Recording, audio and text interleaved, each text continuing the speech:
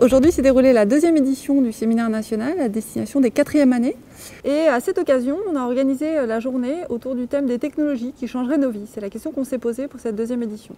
Pour répondre à cette question, on a positionné 4 temps forts. Une conférence d'ouverture animée par Daniel Kaplan autour de cette thématique. Je dirais que les technologies changent moins nos vies qu'elles ne nous donnent les moyens de changer nos vies. C'est, je pense, le plus important, parce qu'elles nous mettent en connexion les uns aux autres, mais aussi avec les idées, avec les informations qui existent d'un peu partout. Le deuxième temps fort était une table ronde animée par Marc Drilech, le directeur général de Ionis, et qui a interviewé 3 ingénieurs autour du développement technologique et de ce en quoi ce développement technologique avait des incidences sur nos vies personnelles. On va sûrement avoir moins de visibilité des objets, mais par contre beaucoup plus de présence de la communication par des modes numériques. Il y a beaucoup de problèmes qui vont émerger, qui sont déjà présents, mais qui vont probablement prendre de l'ampleur, parce qu'il y a une professionnalisation de la manipulation des données, de la façon d'avoir de la visibilité. L'après-midi s'est articulé autour de 2 temps forts. Une conférence animée par Michel Lévy-Provençal, qui est le président de Joshfire, une agence qui crée des expériences de marque via les objets connectés. Internet des objets demain, ça veut dire que tout l'environnement qui est autour de nous va pouvoir être intelligent.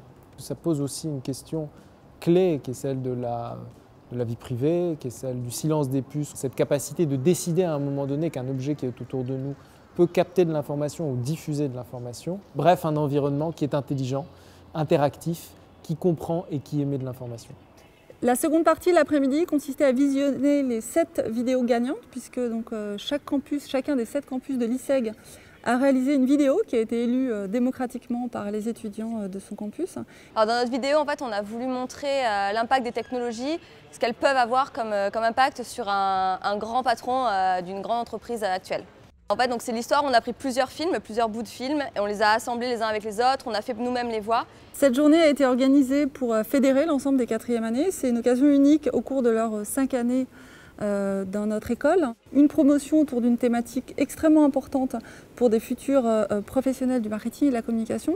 C'est également une occasion pour eux relativement unique de rencontrer des gens de ce niveau-là. C'est essentiel pour un jeune qui va rentrer aujourd'hui dans la vie professionnelle de considérer qu'en effet, il a des outils qui permettent de changer à la fois l'entreprise dans laquelle il va rentrer, le marché sur lequel il travaille et derrière des éléments de notre monde. Le fait d'avoir l'avis d'experts ou de personnes qui ont déjà travaillé sur ces sujets, ça permet d'avoir une évolution et de voir au-delà et de pousser un peu plus la réflexion.